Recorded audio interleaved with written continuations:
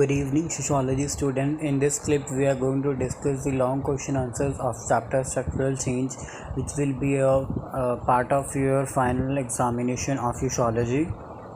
I'm going to upload these pictures in the description box as a form of a PDF, so that you can read it by yourself for getting a more clarity on this question of this question after listening to my video. And those students who are not watching my previous lectures on my previous lecture topics on these chapter structural change, which is the key terms of this chapter, as well as objective type short question answers and very short question answers explanation of these chapters. I'm also going to upload that videos in a description box as a form of a link, so that you can also read that one, listen that one, for getting a clarity of the full chapter. So stay connect till the end stay connect with me till the end of my video. So let's begin. Question number 1 is, how has colonialism impact our lives? You can either focus on one aspect like culture or politics, or treat them together. Or, how has colonialism affect our life? Describe briefly. Or, mentioned any two structural changes borrow about colonialism. Or, what was the impact of colonialism on the Indian society? Now I am giving a one question to you in a very different forms. Okay, so that's the most important question of this chapter in my sense. So मैंने इस question को आपको अलग अलग तरीक़ों से इसीलिए बताया है क्योंकि अगर ये क्वेश्चन आपको in that way, if this question is coming like this that way, then you have to be only mentioned a one answer. Okay, don't getting confuse नहीं होना. अगर ये क्वेश्चन है जो इसी ऐसे क्वेश्चंस में आ जाता है, जैसे कि आपको मान लो क्वेश्चन आ गया, mentioned any two structural changes brought about colonialism, ठीक है, तो आप क्या करोगे? डरना नहीं है, घबराना नहीं है, जो आंसर बताऊंगा वो लिख देना है. ओके, ठीक है. तो हमने ऊपर पढ़ा कि जो कॉलोनिज्म है उसने हमारी ज़िंदगी के ऊपर कैसे इम्पेक्ट किया. You either focus on one aspect of culture और politics, then treat them together.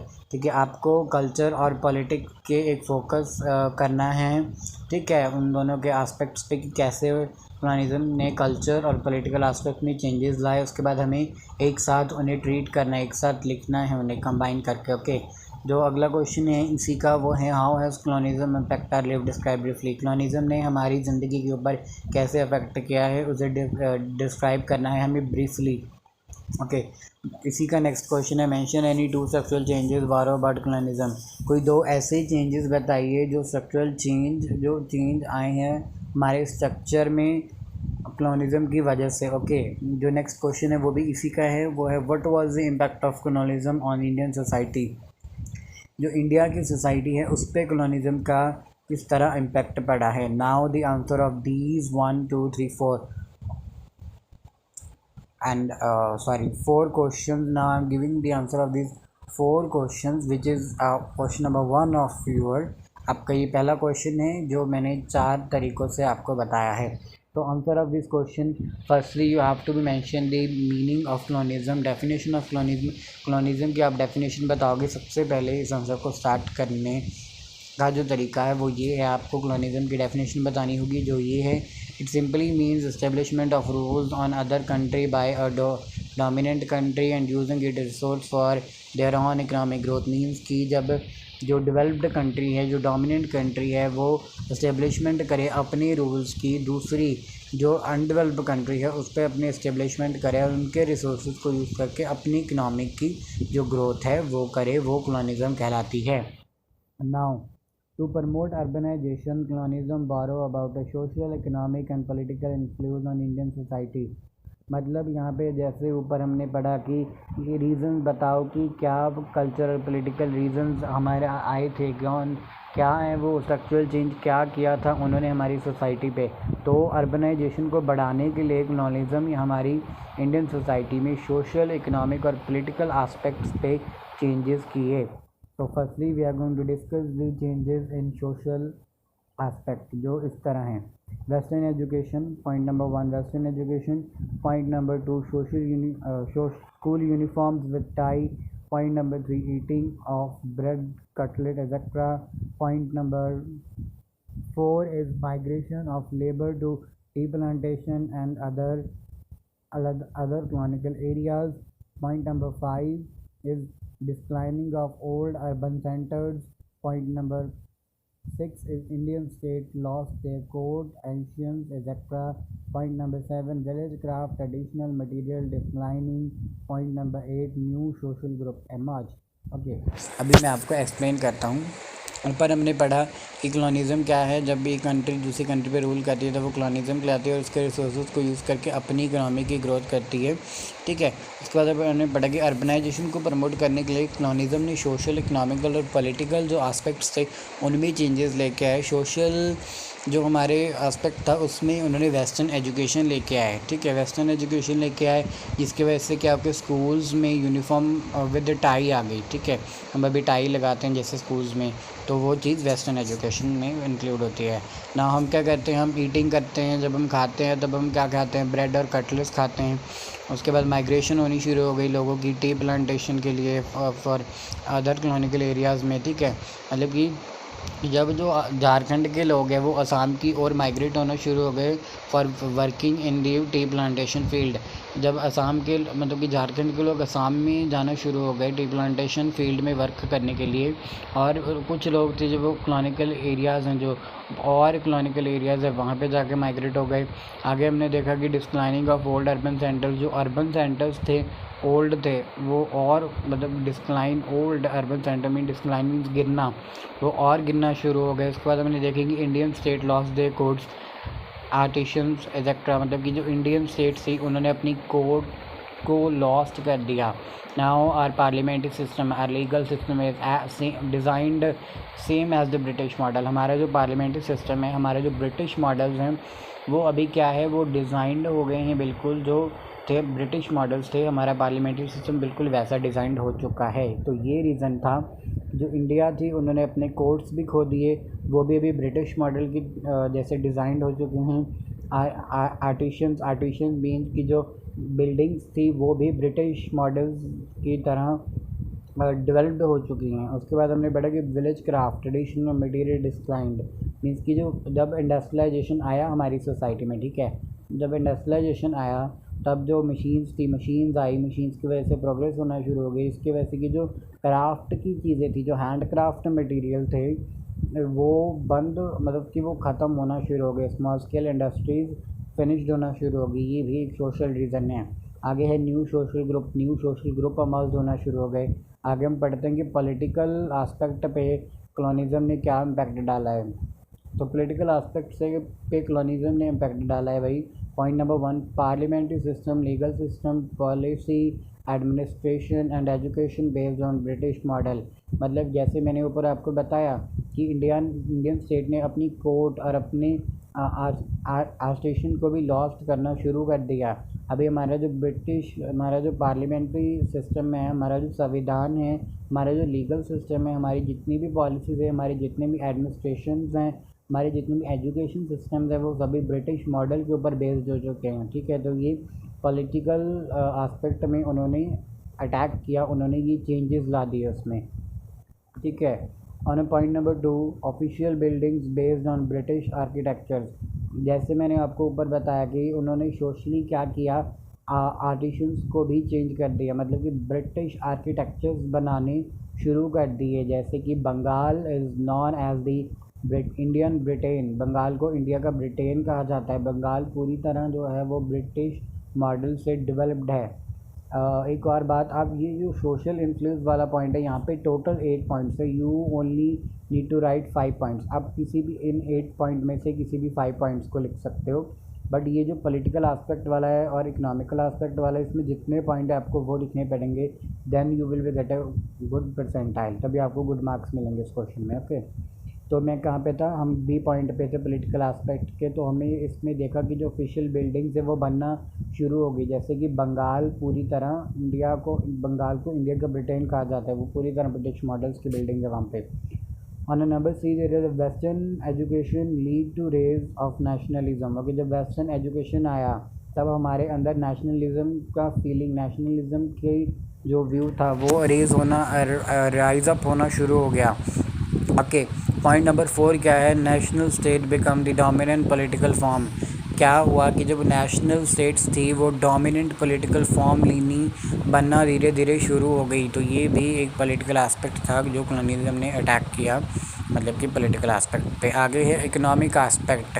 Question number 1 में इकोनॉमिक एस्पेक्ट है। नाउ इकोनॉमिक एस्पेक्ट पढ़ते हैं कि कैसे कॉलोनियलिज्म ने इकोनॉमिक एस्पेक्ट को भी इन्फ्लुएंस कर दिया। ओके, पॉइंट जो नंबर 1 है उस पर है traditional export of cotton and skill manufacturing goods declining in the face of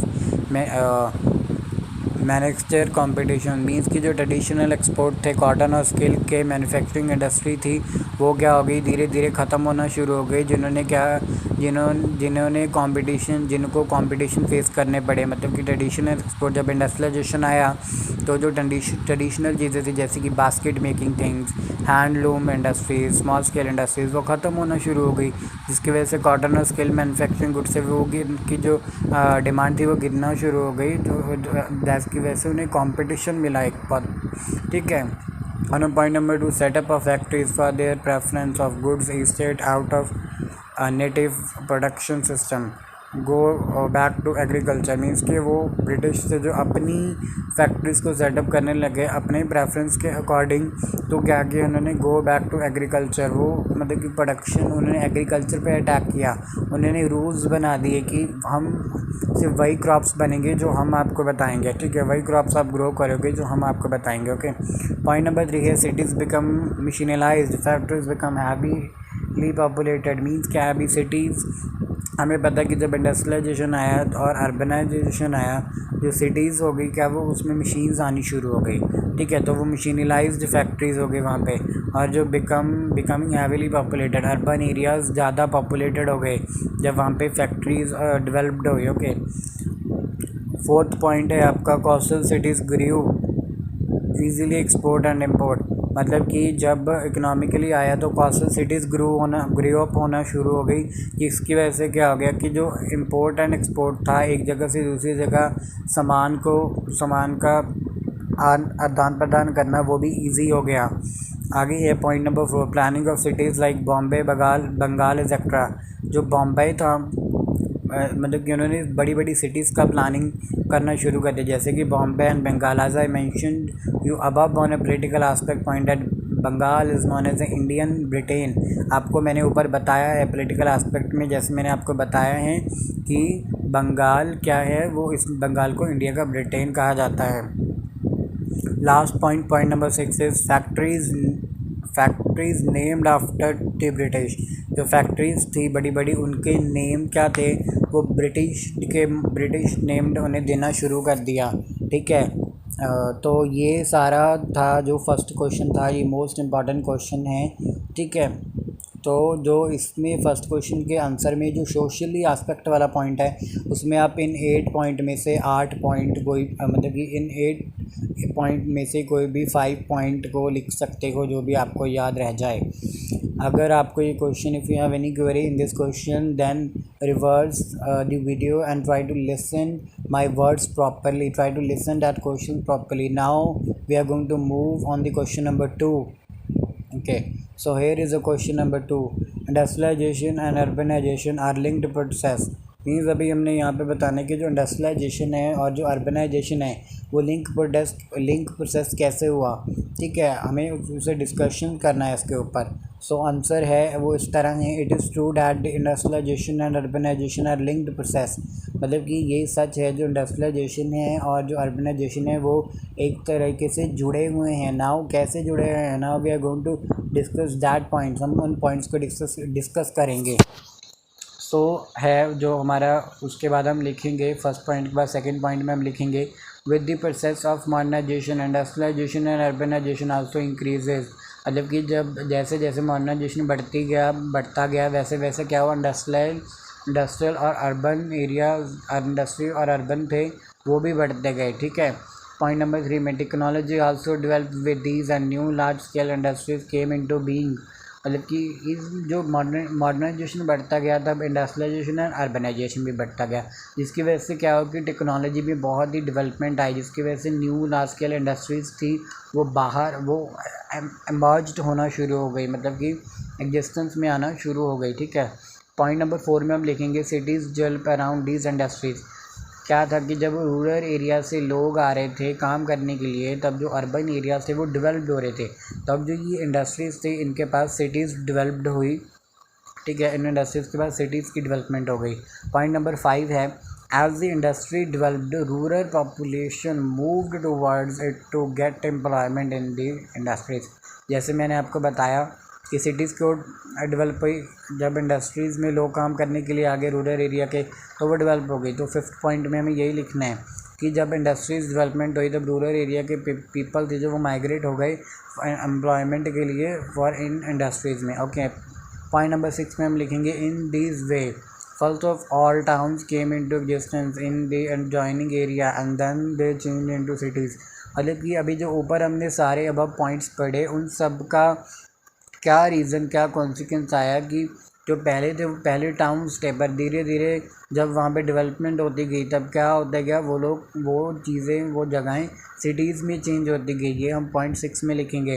point number 7 है thousand of occupation and number of facilities are also available in urban areas. Means कि जब वहाँ पे बहुत ज़्यादा डेवलपमेंट हो इंडस्ट्रीज़ की, तब वहाँ पे लोगों के लिए बहुत ही ज़्यादा ऑक्यूपेशंस, बहुत ही ज़्यादा अपॉर्चुनिटीज़ खुल गई, बहुत ही ज़्यादा फैसिलिटीज़ उन्हें मिलने लग गई। ठीक है, जो अर्बन एरियाज़ में ये सब प्रोसेस चल रहा था। Number 8 which is the last point, mean of transport and communication also develop this process. अभी जो ऊपर ये सारा प्रोसेस हुआ उसकी वजह से जो ट्रांसपोर्ट एंड कम्युनिकेशन फैसिलिटीज़ थी वो भी डेवलप्ड हो गई, उनमें भी डेवलपमेंट आ गई। ठीक है, आगे the point mentioned above show that the industrialisation play a great role in the progress of urbanisation. मतलब कि जो आगे ऊपर जो हमने पॉइंट पढ़े, अब हमने जो पॉइंट देखे वो हमें बता रहे हैं कि जो इंडस्ट्रियलाइजेशन है वो अर्बनाइजेशन के प्रोग्रेस में बहुत ही इम्पॉर्टेंट और बहुत ही ग्रेट रोल प्ले करता है।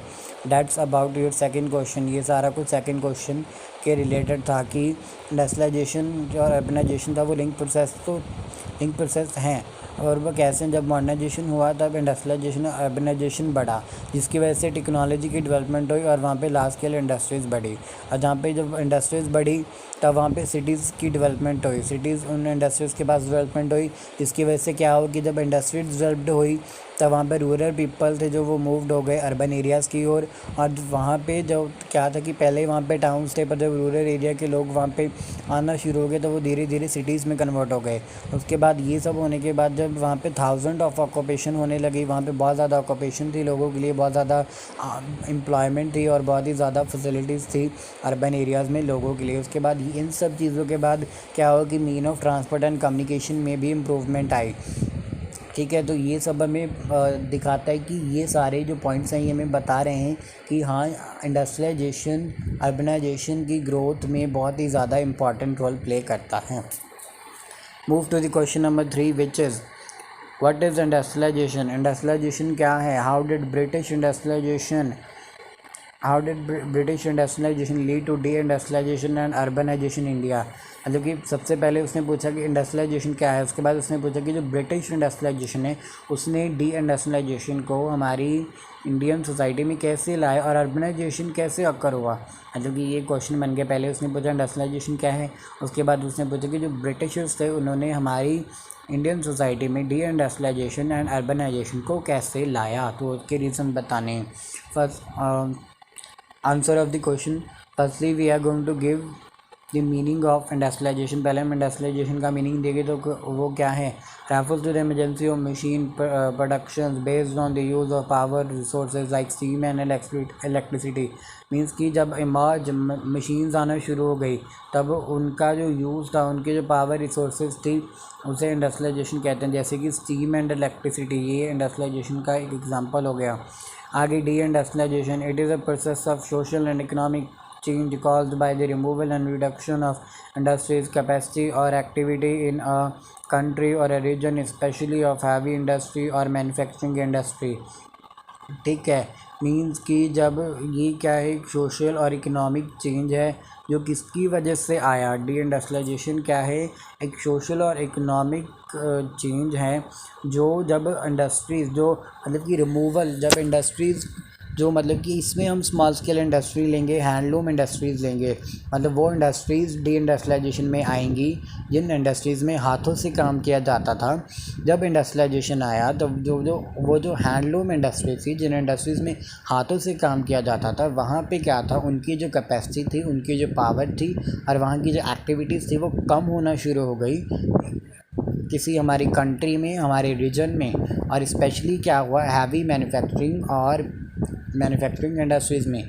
मींस कि स्पेशली किस पे इफेक्ट पड़ा इसका, हैवी इंडस्ट्रीज़ में और मैन्युफैक्चरिंग इंडस्ट्रीज़ में, क्योंकि यही इंडस्ट्रीज़ थी जो क्या करती थी, जो हैंडलूम इंडस्ट्रीज़ को प्रेफर करती थी। आगे है अर्बनाइजेशन।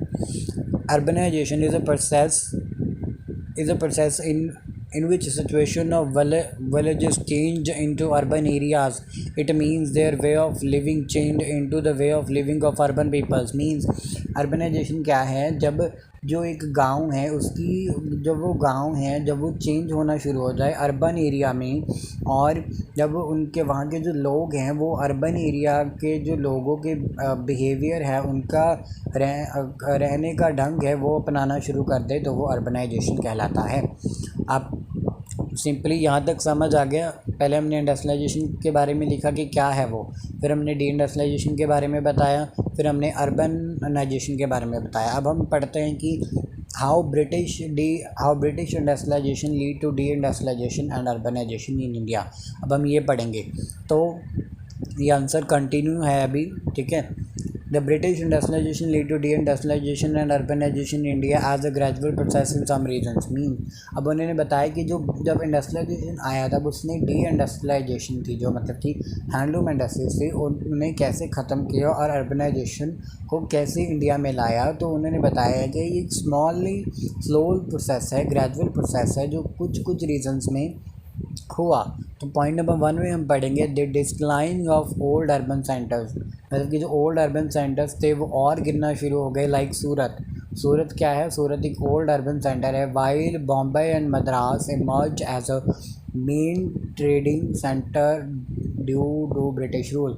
मतलब कि जब क्या है, जो ओल्ड अर्बन सेंटर है, जैसे कि सूरत है, सूरत एक ओल्ड अर्बन सेंटर है, ठीक है, और वो गिरना शुरू हो गया। पर दूसरी तरफ क्या आ रहा था, बॉम्बे एंड मद्रास थे जो वो एक मेन ट्रेडिंग सेंटर बन गए। मतलब कि वहाँ पे ट्रेड हुआ करता था, एक जो चीज़ें जो मतलब कि उनका लार्ज स्केल इंडस्ट्रीज़ पे चीज़ें बनती थी वो इंपोर्ट और एक्सपोर्ट किए जाती थी बॉम्बे एंड मद्रास में, ठीक है, जो क्या ब्रिटिश रूल की वजह से बनी। पॉइंट नंबर 2 में क्या है, during British period the urbanisation saw a quick declaration of some colonial cities, example Kolkata.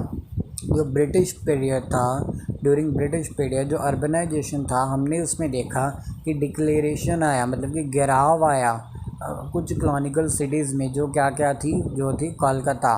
Okay, आगे पॉइंट नंबर जो 3 इसमें हम पढ़ेंगे the British give preference to the coastal cities such as Madras Bombay Kolkata. British okay, मतलब कि ब्रिटिशर्स ने जो अभी थे, ब्रिटिशर्स क्या कर रहे थे, जो वो अपनी जो उनकी कोस्टल सिटीज़ थी, मीन्स की जो बड़ी बड़ी मेटामॉर्फिन सिटीज़ थी जो उनके द्वारा बनाई गई थी, वो उन्हें ज़्यादा प्रेफरेंस दे रहे थे, उन्हें ज़्यादा बढ़ावा दे रहे थे। तो वो क्यों दे रहे थे, British give preference to coastal cities because they have expertise in marine industry in England. Means कि वो उन्हें बढ़ावा इसलिए दे रहे थे क्योंकि वो लोग एक्सपर्टाइज थे, मरीन इंडस्ट्री है जो उसमें वो एक्सपर्ट थे। और मरीन इंडस्ट्री कहाँ है, इंग्लैंड में थी, वहाँ पे वो लोग एक्सपर्ट थे, इसलिए वो इस चीज़ को बढ़ावा दे रहे थे। तो we are going to be take a look on this question again. एक बार दोबारा देख लेते हैं। हमने इस क्वेश्चन में पढ़ा कि जो इंडस्ट्रियलाइजेशन क्या है, और जो ब्रिटिश इंडस्ट्रियलाइजेशन लेके आए तो उसने हैंडलूम इंडस्ट्री, डी इंडस्ट्रियलाइजेशन और अर्बनाइजेशन को कैसे अफेक्ट किया। तो पहले हमने इसमें मीनिंग पढ़ा कि इंडस्ट्रियलाइजेशन क्या है, एमरजेंसी ऑफ मशीन्स है, ठीक है। उसके बाद हमने डी इंडस्ट्रियलाइजेशन देखा कि सोशल और इकोनॉमिक चेंज है जो कॉज हुआ है, जो कि स्मॉल स्केल इंडस्ट्रीज़ की जो कैपेसिटी थी और एक्टिविटीज़ थी वो इंडस्ट्रियलाइजेशन की वजह से कम हो गई, ठीक है। उसके बाद हमने देखा कि अर्बनाइजेशन क्या है। अर्बनाइजेशन एक ऐसा प्रोसेस है जिसमें कि एक विलेज है, उसकी जो सिचुएशन है वो पूरी तरह चेंज हो जाती है इनटू अर्बन एरियाज़ में, और वहाँ के जो लोग हैं गांव के वो भी अर्बन एरियाज़ के वे ऑफ लिविंग को अपनाना शुरू कर देते हैं। उसके बाद हमने देखा कि जो ब्रिटिशर्स थे उन्होंने डी इंडस्ट्रियलाइजेशन और अर्बनाइजेशन को लीड किया हमारी इंडियन सोसाइटी में एक स्लोली प्रोसेस की तरह। और उसके बाद हमने पहला पॉइंट देखा कि जो अर्बन सेंटर्स थे वो, और जो ओल्ड अर्बन सेंटर्स थे वो और गिरना शुरू हो गए, जैसे कि सूरत, और जो दूसरी तरफ था उसकी वाइल बॉम्बे एंड मद्रास थे जो वो मर्ज्ड हुए, क्या हुआ, मेन ट्रेडिंग सेंटर्स में। Main trading centre means like that for export and exporting, import और exporting of their material। तो ये हुआ। और सेकंड पॉइंट में हमने देखा कि जो ब्रिटिशर्स थे अर्बनाइजेशन में, हमने देखा कि क्विक डिक्लेरेशन आया जो कि इकोनॉमिकल सिटी में आया, वो क्या है, कोलकाता। उसके बाद हमने देखा कि जो ब्रिटिश थे वो कोस्टल जो मेटामॉर्फन सिटीज़ थी अब उन्हें ज़्यादा प्रेफरेंस, ज़्यादा बढ़ावा दे रहे थे। क्योंकि जो कौन कौन सी थी वो थी मद्रास, मुंबई, कोलकाता और यही वाली सिटीज़ थी। क्योंकि वो इन्हें क्यों बढ़ावा दे रहे थे, क्योंकि वो लोग एक्सपर्ट थे जो मेरीन इंडस्ट्री है इंग्लैंड में, उस मेरीन इंडस्ट्री में वो लोग एक्सपर्ट थे। और मेरीन इंडस्ट्री कहाँ है, इंग्लैंड में। Move to the question number 4। Question number 4 को देखते हैं। ये भी मोस्ट इंपॉर्टेंट क्वेश्चन है in my opinion. All the question that I am going to explain you, they are most important question of this chapter which will be a part of your exam. So move to the question number 4. Nation state becoming the dominant political form during the colonial period, explain। अभी जो nation state है वो dominant हो गई, एक political form का रूप ले लिया उसने ड्यूरिंग कॉलोनियल पीरियड में। कैसे लिया हमें उसको एक्सप्लेन करना है। Nation state become the dominant political form, वो पोलिटिकल फॉर्म बन गई, डोमिनेंट बन गई। कैसे बनी, अब रीजंस बताते हैं। Initially use of passport was not common for international travels, means कि जो अब इनिशियली वो कह रहे हैं कि जो पासपोर्ट का जो यूज़ था पहले वो इतना कॉमन मतलब कि नहीं था जो इंटरनेशनल ट्रैवल थे। अभी in a modern time passport is a mandatory if you want to go to any international country. अगर आप किसी भी अब्रॉड कंट्री में जाना चाहते हो तो आपके लिए पासपोर्ट अभी मैंडेटरी है। But in pre historical time passport is not mandatory, passport mandatory नहीं था, आप विदाउट पासपोर्ट कहीं भी जा सकते थे। पर आज के समय में वो बहुत ज़रूरी है। तो ये भी एक अफेक्ट हुआ डोमिनेंट पॉलिटिकल फॉर्म लेने के लिए। Okay, number 4 Britain's to a particular state, एक पर्टिकुलर स्टेट को वो लोग बढ़ावा दे रहे मतलब कि एक स्टेट बनाना चाहते थे characterised of a modern world. जो क्या कह रहे थे कि जब वो मतलब कि ये मतलब एक अपनी पॉलिटिकल फॉर्म बनाना चाहते थे, और जो क्या है जो एक मॉडर्न वर्ल्ड का करेक्टर है, ठीक है। मतलब कि एक मॉडर्न वर्ल्ड का जो है वो एक हम कह सकते हैं कि उसका एक रूप है मॉडर्न वर्ल्ड का, जो मतलब कि वो एक पर्टिकुलर स्टेट बनाना चाहते थे जो हमारी डोमिनेंट पॉलिटिकल फॉर्म थी। Okay, associated closely with the raise of nationalism, raise of democratic idea, sovereign. Now means as भी हमें पता है कि नेशन स्टेट जो नेशन स्टेट है वो क्या है। नेशन स्टेट एक ऐसी स्टेट है जहाँ पे हर एक जो आदमी है उसके पास राइट है, they have a right to choose their government, to choose their power. Okay, हमें पता है कि नेशन स्टेट क्या है, जहाँ पे हर एक व्यक्ति के पास पावर है अपनी गवर्नमेंट को चूज़ करने के लिए, तो वो एक नेशन स्टेट है। तो क्या है, जब इस चीज़ के कारण वेस्टर्न एजुकेशन आया तो हमें राइज अप हुआ नेशनलिज्म में, हमें फीलिंग हुई कि हाँ भाई हम एक कंट्री है हमारी, हम कॉलोनिज्म रूल को यहाँ पे नहीं रखना चाहते हैं, ठीक है। रेज ऑफ डेमोक्रेटिक आइडिया आया हमारे दिमाग में। सोवरेन पावर है, जैसे मैंने आपको बताया, sovereign power means every people get their rights, every people have a right to give a vote to choose their government, that is their power of a citizen of the country. ये citizen की power है country की। Last point 4, a community of communities sharing a desire to be a part of a same political collectivity.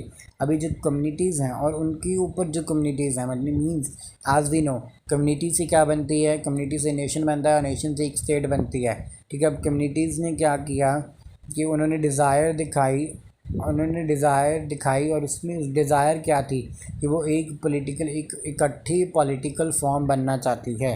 ठीक है, तो take a look of this question again, देख लेते हैं क्या पढ़ा हमने। हमने देखा कि ये क्वेश्चन जो है नेशन स्टेट है बिकमिंग वो डोमिनेंट पॉलिटिकल फॉर्म कैसे बनी क्लॉनिकल पीरियड में। हमने देखा कि पहले था जो पासपोर्ट इतना कॉमन नहीं था, जो आज के मॉडर्न एरा में पासपोर्ट मोस्ट कॉमन है for going any international country के लिए, इंटरनेशनल ट्रैवलिंग के लिए पासपोर्ट आज के ज़माने में बहुत कॉमन है, जो पहले के ज़माने में कॉमन नहीं था। उसके बाद हमने पढ़ा कि ये जो लोग हैं, ये जो कम्युनिटी हैं, अब वो एक पर्टिकुलर स्टेट बनाना चाहती थी जो कि एक मॉडर्न वर्ल्ड का करैक्टर है। आगे हमने देखा कि जो इन लोगों के दिमाग में, इन लोगों के माइंड में नेशनलिज्म की फीलिंग रेज हुई because of the western education. जब वेस्टर्न एजुकेशन ब्रिटिशर्स यहाँ पे लेके आए तो हमारे अंदर नेशनलिज्म की फीलिंग राइज अप हुई, इसकी वजह से कि हमारे अंदर डेमोक्रेटिक आइडियाज़ भी राइज अप हुए, जिसकी वजह से हमें सोवरेन पावर मिली। Sovereign power means every people have right to choose their government और right to be move freely, मतलब कि वो फ्रीली जी सकता है, उसके ऊपर कोई रिस्ट्रिक्शंस नहीं होगी और वो उसके पास राइट होता है अपनी गवर्नमेंट को चूज़ करने का। ठीक है, उसके बाद हमने देखा कि कम्युनिटी है, जो कम्युनिटी से क्या बनता है, एक नेशन बनता है, नेशन से क्या बनती है, एक स्टेट बनती है। ठीक है, तो उसके बाद जो कम्युनिटीज़ थी उन्होंने डिज़ायर दिखाई, अलग अलग कम्युनिटीज़ थी, जैसे कि फॉर एग्ज़ाम्पल मान लो कि जो अलग अलग कम्युनिटीज़ थी, जैसे कि हिंदू कम्युनिटी हो गई, मुस्लिम कम्युनिटी हो गई, क्रिश्चियन कम्युनिटी हो गई, सिख कम्युनिटी हो गई। तो ये कम्युनिटीज़ ने डिज़ायर दिखाई कि अब हम एक हो जाते हैं और एक होकर हम अपनी पॉलिटिकल कलेक्टिव फॉर्म बनाते हैं। तो ये था इस चैप्टर के long question, that is all about this chapters long question. I hope this video is going to resonate and it will be easy for you to understand all the question by my video. And if you have any query, please comment to me in a comment box. And most importantly, if you have any query in any question, then you can reverse the video and try to listen that question properly. Try to listen my words properly so that you will be get clarity of this question. And most important, like to my video, subscribe to my channel and spread it to other students so that they will be also get benefited of my video. And most important, God bless you. I'm always with you, don't afraid of your exams. If you have any query, then please comment me in my in comment box. I said to again and again to you, listen, don't afraid of your exams, everything will be going to be okay. Okay, God will with you always. When you feel that when you feel anxiety or when you feel worry and when you get worried about your exam, and then when you feel anxiety or anxiety or panic will be created around you, then always said that God is with me, I can do everything, God can handle everything. जब भी आपको चिंता हो अपने exams को लेकर, अपनी studies को लेकर, ठीक है, और आपके अराउंड पैनिक क्रिएट होना शुरू हो जाए, तब आप सिर्फ एक ही चीज़ कहें कि God is with me, God can handle everything, I just need to be study. Okay, मतलब कि गॉड सब संभाल लेंगे, गॉड सब हैंडल कर लेंगे, मुझे सिर्फ पढ़ाई करनी है। ठीक है, गॉड सब हैंडल कर लेंगे because God is with you ना। Just close your eyes and give your all the worry, all the anxiety, all the tension in the hand of a God, and then look how God will handle your problems. God bless you. I'm always with you. My best wishes are with you for your exams. Have a good and stay at your home.